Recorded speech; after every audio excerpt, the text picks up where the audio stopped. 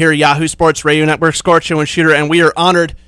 Missed her a couple weeks ago, but we have her pinned down and on the phone right now.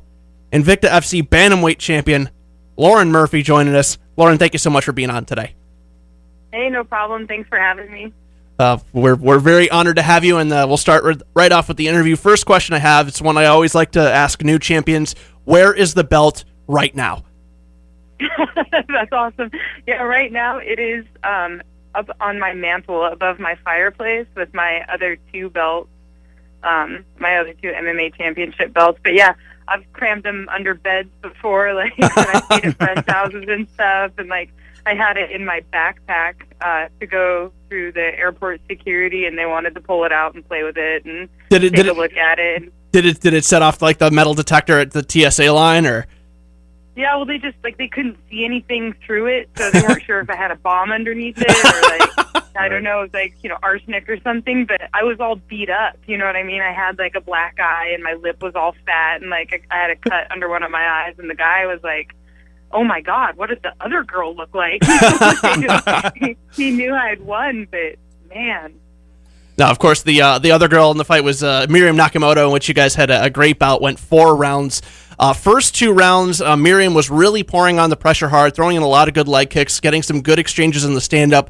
Third round just completely turned around for you. You get the takedown, put a lot of damage on Mariam. Before we go on to the end of the fight, what caused that sudden, drastic turnaround in the third round where you just turned it up and really poured it on her? What can I say, man? Like, one of the things about me is that I can take a beating and still come out ready to fight. Like, I'm there to win the damn fight. So I think that can be really disheartening for my opponents sometimes when they hit me as hard as they can and they give it everything they got, and I still come at them and I've got a smile on my face and I'm still ready to go 10 more rounds. I think that can be really disheartening for some people, and so a lot of times there's like a mental break that happens where they realize that I'm going to come at them no matter what they do. And that can make or break a fight in itself. And then, the other thing that happens is that I have really awesome cardio. So I'm always ready to go, no matter what point in the fight it is and no matter what has happened. I know that I'm going to be in great shape and I'm ready to do whatever I have to do to win. And that can be really disheartening for my opponent, because if they get tired, no matter what they've done, if they're tired, they can't continue at that pace. And so I think a lot of times that's a big game changer, and we plan for that a lot in my camp, and we try to use it to my advantage. And so I think in that third round, Mariam was starting to get tired, and she just didn't have like the power or the speed that she'd had, in the first round certainly, and her nose was bleeding, and that can affect your cardio. So I don't know, I just made a decision, like, I'm not going to take any crap, and I went out there and didn't take any crap. Now, obviously, the fight ended under kind of unfortunate circumstances, Mariam injuring her knee, in part because of defending a takedown that you gave her in the third round. It's definitely unfortunate the fight ended that way. Was that bittersweet for you? Did you really want to keep it going? Did you want to put more of a beating on her to kind of, not lack of a better absolutely. term, but were you kind of disappointed that the fight ended that way? Obviously, there's some mixed emotions with getting the belt, or what were your thoughts going on at the end of that fight? Yeah, it's incredibly disappointing. I wanted to prove to everybody that that fourth round was going to be mine, and the fifth round too if I had to. But I felt very confident that I was going to own and dominate, the rest of the fight. And if I didn't finish her with a TKO in the fourth or fifth round, I really would have poured it on, and I think it would have been a clear decision towards me. So, to me, it's really a bummer that I didn't get to prove that. And there's like all this talk now that's happening on social media and everything else where, Mariam has some diehard fans, and they really wanted to see her win, and I can appreciate that, but they've said some really unkind things about me, and people have said that like I don't deserve the championship, and that I lost that fight, and that I don't deserve the belt. And I think that's just all ridiculous, because if you sustain too much damage to carry on the rest of the fight, you're going to lose the fight. That's really all there is to it. And Mariam asked the referee to stop the fight because she was too injured to continue, and that makes me the winner of the fight. So I think it's all really just kind of silly, but I would have liked the chance to have proven myself and really established my dominance in that fight, and that was taken from me. So. Well, now, when you actually scored that takedown that hurt her, did you know right then and there that she was injured? Or, I mean, was it something you're just kind of like, oh, okay. Yeah, no, I didn't know. She did yell out, and I think like everybody's seen the footage of that now. Right. But I thought she was frustrated because there was a dog fight that happened along the cage for a good 2 minutes or something, just a ridiculously long dog fight where neither one of us was willing to give up any position to the other one, and we were reversing each other and bending each other and twisting each other, and I sure as hell wasn't going to let go until I got the takedown, and she wasn't going to let go until she got a favorable position herself, and, I was the one that won that battle. I got that takedown, and I heard her yell out, and I thought it was just frustration. I thought, oh, good, I got her mentally. She's frustrated, she's broken. But it turned out she was also physically broken, too. I didn't know that until after the fight. Right. Now, you mentioned before how, people are saying you didn't deserve it, and I'm glad that you made the point that you did, because even after that fight, we had discussed on the show that this would have been no different than if Mariam had put you down as TKO for leg kicks, which it seemed like she was kind of playing towards that game plan a little bit, like she was really trying to work that, and if you hadn't been able to continue for that reason, it literally wouldn't have been any different. So there really is no controversy there. The only thing that's really unfortunate is that this is means a fighter is injured and that she's going to have to take some time off, which is really unfortunate. But as far as the win, no controversy at all. Shooter, I'm going to go ahead and pass it over to you. Feel free to ask some questions. Okay, Lauren. So obviously, in doing my due diligence for the show, I stalked you via the internet.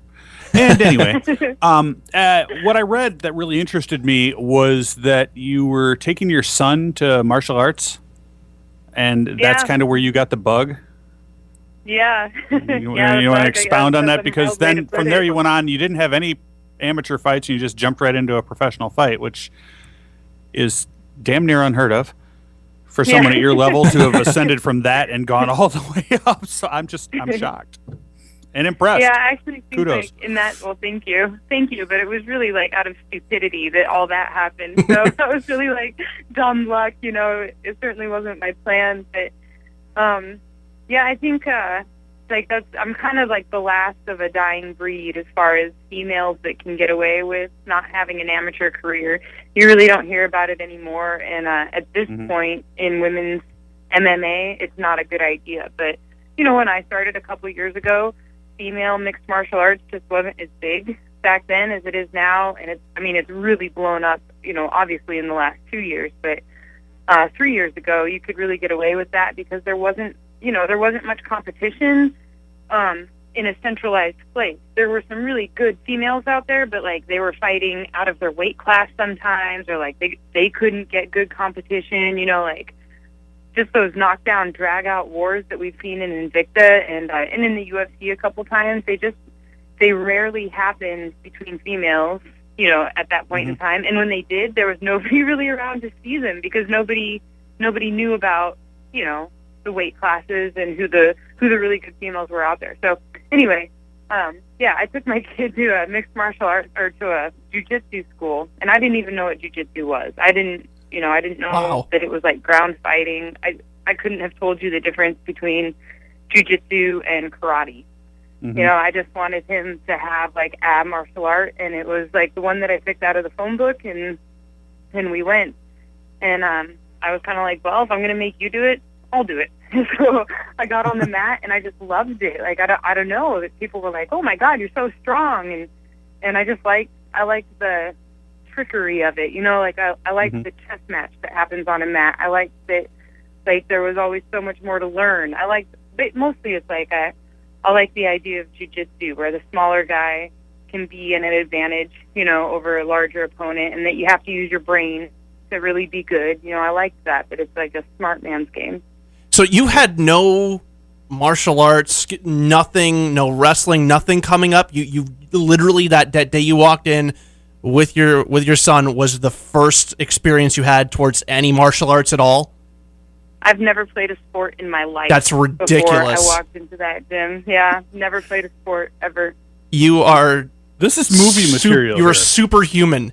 I mean, I'm not even joking. This is the type of stuff that makes movies. People see this, they're like, "Oh my god, it's so inspirational," and it is. This is the type of movie that you go see, and then nobody believes that it actually happened in real life. Shooter. Nobody would. You would walk in and be like, "That's crap. That can't happen," but it happened. That's absolutely amazing. And all right, so we're a couple weeks removed from your fight. You've had some time to think about your future. What are your plans? Are you going to stay in Invicta? Are you going to defend that belt against the challengers that come in, or are there plans to move over to that obviously extremely popular women's division in the UFC? That's a great question. Actually, I am going to renew my contract in Invicta, and the championship fight was my last fight with them on that contract. Originally, nobody knew who the hell I was, and when I went in to fight Caitlin Young for my first fight, I was such an unknown and such an underdog, you know what I mean? And then now I'm the champ, and nobody had really given it any thought, that this would actually happen. So I am choosing to renew my contract with Invicta, and I'm really proud to do that because, Invicta treats their athletes so well. They've really treated us all very, very well, and we have really good competition. We get fair fights. We get a lot of fights, and we're paid really well. So, if you were to look at the UFC division right now for the 135ers, they are still figuring it out. You know what I mean? They're figuring out who the contenders are, who the women that are coming into the UFC right now. It just has to get sorted out. It's kind of a mess. They signed a lot of 125ers, and they had to sort all that out and everything else. And now they've got the 115 division, and that's going to provide a lot of talent and a lot of entertainment as far as female fights in the UFC. So, I really want to kind of see what happens with the 135 division in the UFC before I make any decisions because, they've been open a year. They've had that division open a year, and most of the women signed there have only fought once or twice. And me personally, I can't afford to fight that little. You know what I mean? So, right. Okay, So with your plans to stay in Invicta and defend that belt, it's funny, in your short time in Invicta, you've kind of already run through a lot of the people who were at the top of the bantamweight ranks. Do you have has Shannon Knapp brought to you any potential match, or now Julie Kedzie, who's the new matchmaker for Invicta, have they brought to you any opponents, or are there any people that you would like to challenge next for your title?